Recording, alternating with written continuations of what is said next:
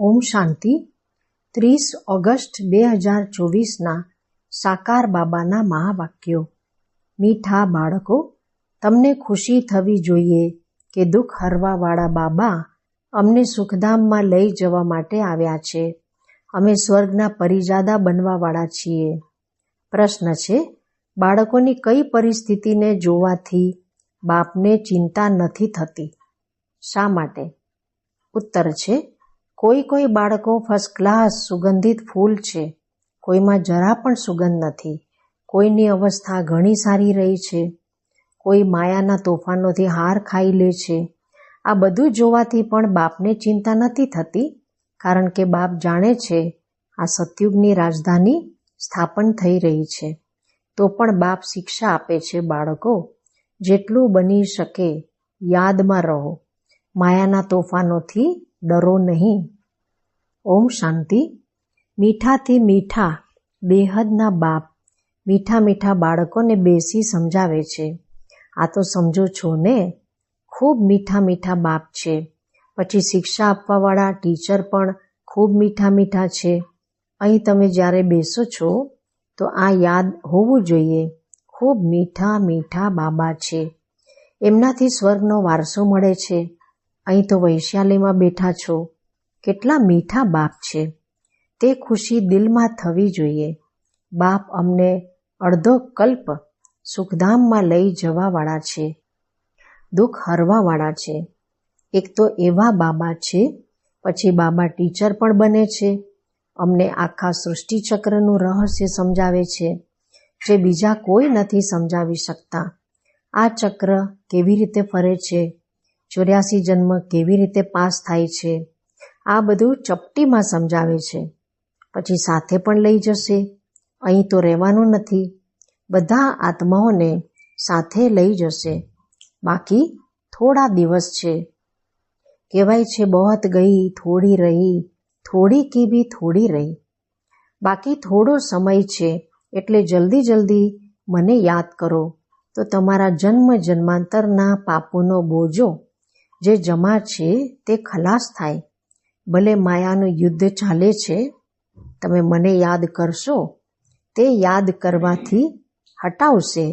આ પણ બાબા બતાવી દે છે, એટલે ક્યારેય વિચાર નહીં કરતા। કેટલા પણ સંકલ્પ વિકલ્પ તોફાન આવે, આખી રાત સંકલ્પોમાં ઊંઘ ઉડી જાય, તો પણ ડરવું નહીં, બહાદુર રહેવાનું છે। બાબા કહી દે છે, આ આવશે જરૂર, સ્વપ્ન પણ આવશે, આ બધી વાતોમાં ડરવાનું નથી। યુદ્ધનું મેદાન છે ને, આ બધું વિનાશ થઈ જવાનું છે। તમે યુદ્ધ કરો છો માયાને જીતવા માટે, બાકી એમાં કોઈ શ્વાસ વગેરે બંધ નથી કરવાના।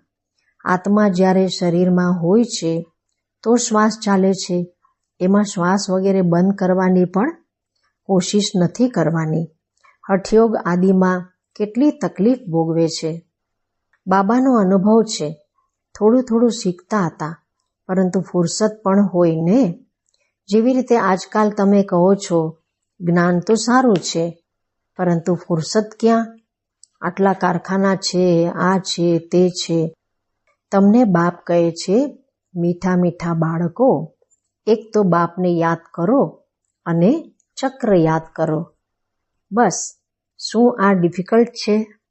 સતયુગ ત્રેતામાં આમનું રાજ્ય હતું, પછી ઇસ્લામી બૌદ્ધિ વગેરેની વૃદ્ધિ થતી ગઈ, તે પોતાના ધર્મને ભૂલી ગયા, પોતાને દેવી દેવતા કહી ન શકે, કારણ કે અપવિત્ર બની ગયા।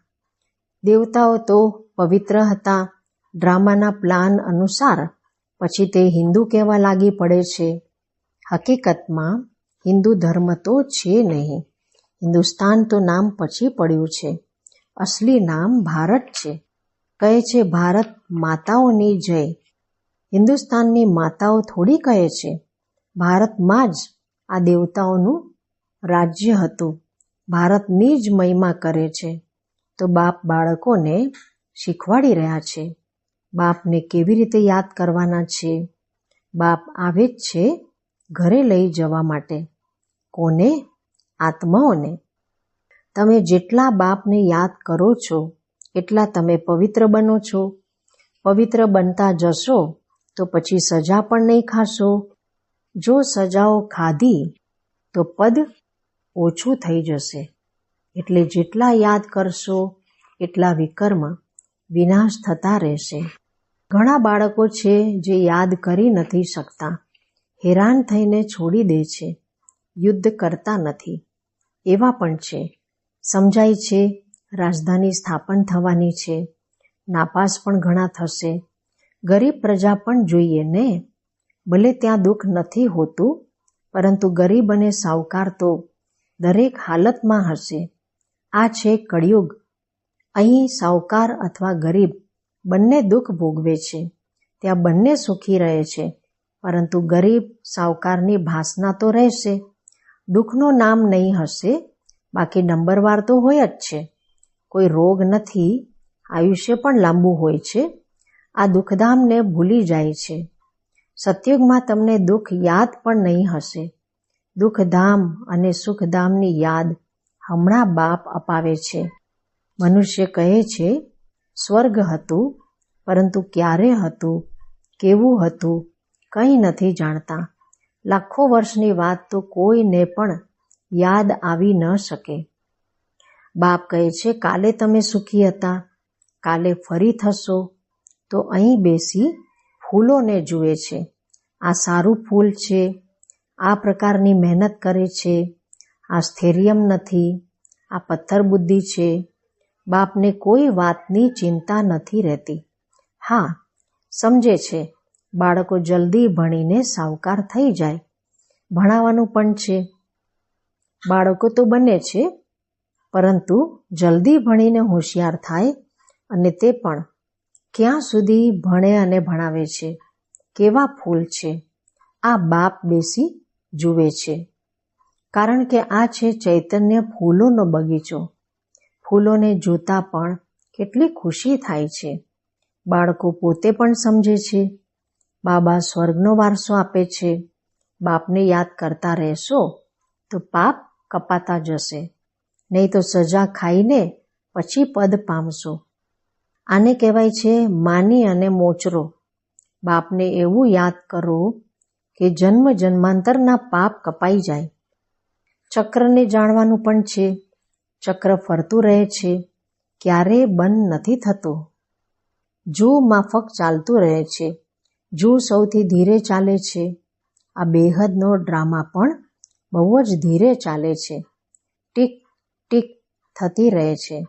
5000 વર્ષમાં સેકન્ડ્સ, મિનિટ કેટલા હોય તે હિસાબ પણ બાળકોએ કાઢીને મોકલ્યા છે.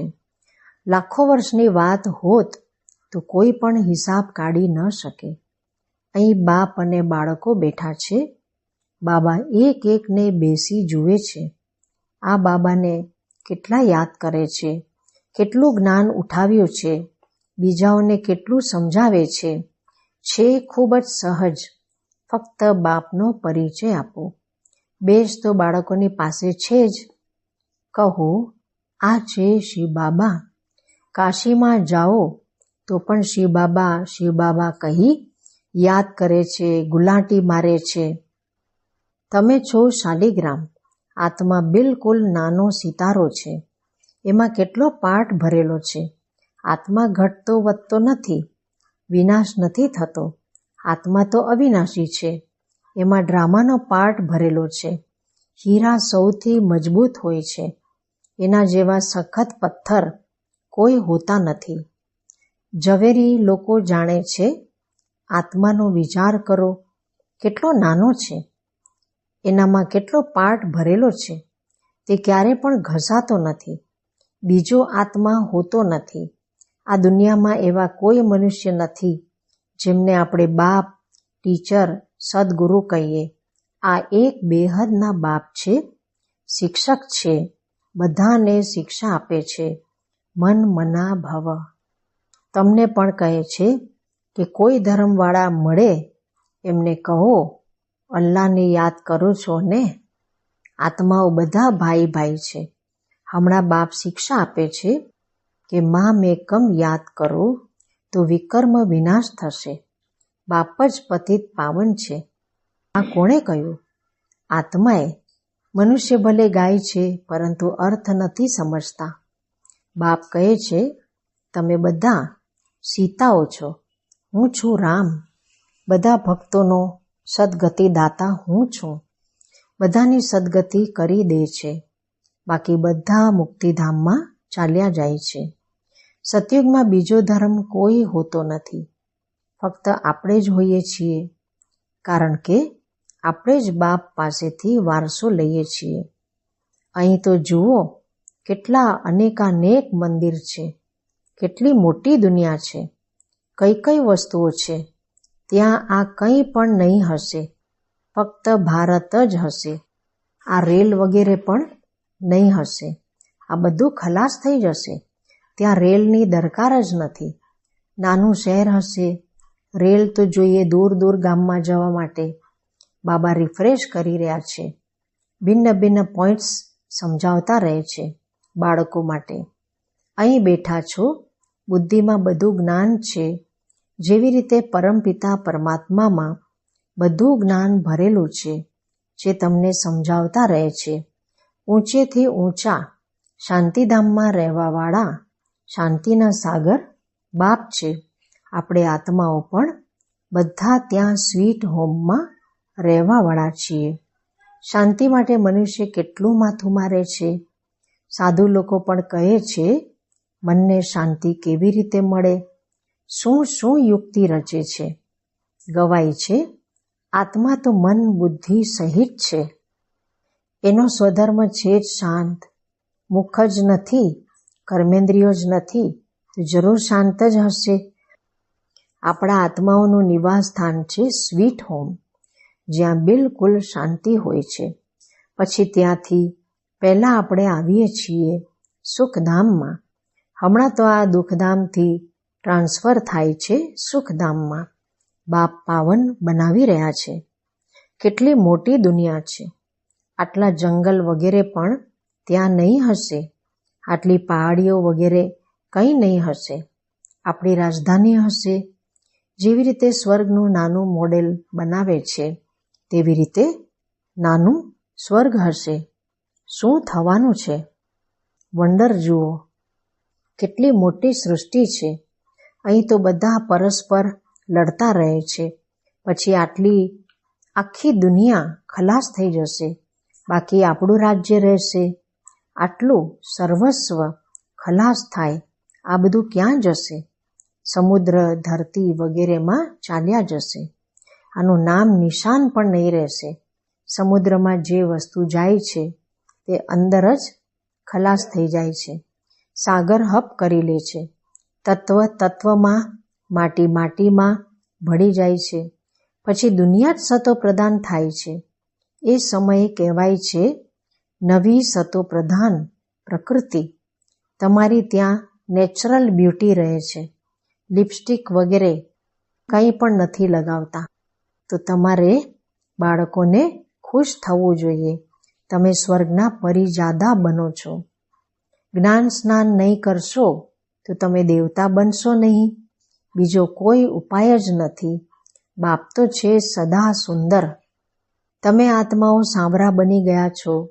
માશુક તો ખૂબ જ સુંદર મુસાફર છે, જે આવીને તમને સુંદર બનાવે છે. બાપ કહે છે, મેં આમાં પ્રવેશ કર્યો છે. હું તો ક્યારેય સાંવરો નથી બનતો. તમે સાંવરાથી સુંદર બનો છો. સદા સુંદર તો એક જ મુસાફર છે. આ બાબા સાંવરા અને સુંદર બને છે. તમે બધાને સુંદર બનાવીને સાથે લઈ જાઓ છો. તમારે બાળકોએ સુંદર બની પછી બીજાઓને પણ સુંદર બનાવવાના છે. બાપ તો શ્યામ સુંદર બનતા નથી. ગીતામાં ભૂલ કરી દીધી છે, જે બાપની બદલે શ્રી કૃષ્ણનું નામ નાખી દીધું છે. આને જ કહેવાય છે એક જ ભૂલ. આખા વિશ્વને સુંદર બનાવવાવાળા શિવ બાબા. એની બદલે જે સ્વર્ગનો પહેલો નંબર સુંદર બને છે, એનું નામ નાખી દીધું છે. આ કોઈ સમજે થોડી છે. ભારત ફરી સુંદર બનવાનું છે. તે તો સમજે છે 40,000 વર્ષ પછી સ્વર્ગ બનશે. અને તમે બતાવો છો કે આખું કલ્પ જ 5000 વર્ષનો છે, તો બાપ આત્માઓ સાથે વાત કરે છે, કહે છે, હું અડધો કલ્પનો માશુક છું, તમે મને પોકારતા આવ્યા છો, હે પતિત પાવન આવો, આવીને અમને આત્માઓ આશિકોને પાવન બનાવો. તો એમની મત પર ચાલવું જોઈએ, મહેનત કરવી જોઈએ. બાબા એવું નથી કહેતા કે તમે ધંધો વગેરે નહીં કરો, નહીં, તે બધું કરવાનું છે. ગ્રહસ્થ વ્યવહારમાં રહેતા, બાલ બચ્ચાઓ વગેરેને સંભાળતા ફક્ત પોતાને આત્મા સમજી મને યાદ કરો, કારણ કે હું પતિત પાવન છું. બાળકોની સંભાળ ભલે કરો, બાકી હમણાં બાળકો પેદા નહીં કરો, નહીં તો તે યાદ આવતા રહેશે. આ બધું હોવા છતાં પણ આને ભૂલી જવાનું છે. જે કંઈ તમે જુઓ છો આ બધું ખલાસ થઈ જવાનું છે. શરીર ખલાસ થઈ જશે, બાપની યાદથી આત્મા પવિત્ર બની જશે, તો પછી શરીર પણ નવું મળશે. આ છે બેહદનો સંન્યાસ. બાપ નવું ઘર બનાવે છે, તો પછી જૂના ઘરથી દિલ હટી જાય છે. સ્વર્ગમાં શું નહીં હશે? અપાર સુખ છે. સ્વર્ગ તો અહીં હોય છે. દિલવાડા મંદિર પણ પૂરું યાદગાર છે. નીચે તપસ્યા કરી રહ્યા છે, પછી સ્વર્ગ ક્યાં દેખાડે? તો તે પછી છતમાં રાખી દીધું છે. નીચે રાજયોગની તપસ્યા કરી રહ્યા છે, ઉપર રાજ્યપદ ઊભું છે. કેટલું સારું મંદિર છે. ઉપર છે અચલ ઘર, સોનાની મૂર્તિઓ છે. એનાથી ઉપર તો પછી ગુરુ શિખર, ગુરુ સૌથી ઉપર બેઠા છે. ઊંચેથી ઊંચા છે સદગુરુ, પછી વચ્ચે દેખાડ્યું છે સ્વર્ગ. તો આ દિલવાડા મંદિર પૂરું યાદગાર છે. રાજયોગ તમે શીખો છો, પછી સ્વર્ગ અહીં હશે. દેવતાઓ અહીં હતા ને, પરંતુ એમના માટે પાવન દુનિયા હમણાં બની રહી છે. અચ્છા, મીઠા મીઠા શીખી લધા બાળકો પ્રત્યે માત પિતા બાપ દાદાના યાદ પ્યાર અને ગુડ મોર્નિંગ. રૂહાની બાપના રૂહાની બાળકોને નમસ્તે. રૂહાની બાળકોના રૂહાની બાપને નમસ્તે. ધારણા માટે મુખ્ય સાર. પહેલું છે, આ આંખોથી સર્વસ્વ જોવા છતાં એને ભૂલવાનો અભ્યાસ કરવાનો છે. જૂના ઘરથી, દુનિયાથી દિલ હટાવી લેવાનું છે. નવા ઘરને યાદ કરવાનું છે. બીજું છે, જ્ઞાન સ્નાન કરી સુંદર પરિજાદા બનવાનું છે. જેવી રીતે બાપ સુંદર ગોરા મુસાફર છે, એવી રીતે એમની યાદથી આત્માને સાંવરાથી ગોરો બનાવવાનો છે. માયાના યુદ્ધથી ડરવાનું નથી, વિજયી બનીને દેખાડવાનું છે. વરદાન છે, મહાદાની બની ફ્રાક દિલીથી ખુશીનો ખજાનો વેચવા વાળા માસ્ટર રહેમ દિલ ભવ. લોકો અલ્પકાળની ખુશી પ્રાપ્ત કરવા માટે કેટલો સમય અથવા ધન ખર્ચ કરે છે, તો પણ સાચી ખુશી નથી મળતી. એવી રીતે આવશ્યકતાના સમયે તમારે આત્માઓએ મહાદાની બની ફ્રાક દિલીથી ખુશીનું દાન આપવાનું છે. એના માટે રહમ દિલનો ગુણ ઇમર્જ કરો. તમારા જડ ચિત્ર વરદાન આપી રહ્યા છે, તો તમે પણ ચૈતન્યમાં રહેમ દિલ બની વહેંચતા જાઓ, કારણ કે પરવશ આત્માઓ છે. ક્યારે એ નહીં વિચારો કે આ તો સાંભળતા જ નથી. તમે રહેમ દિલ બની આપતા જાઓ. તમારી શુભ ભાવનાઓ એમને ફળ અવશ્ય આપશે. સ્લોગન છે, યોગની શક્તિ દ્વારા દરેક કર્મેન્દ્રિયને ઓર્ડરમાં ચલાવવાવાળા સ્વરાજ્ય અધિકારી છે. અચ્છા, ઓમ શાંતિ.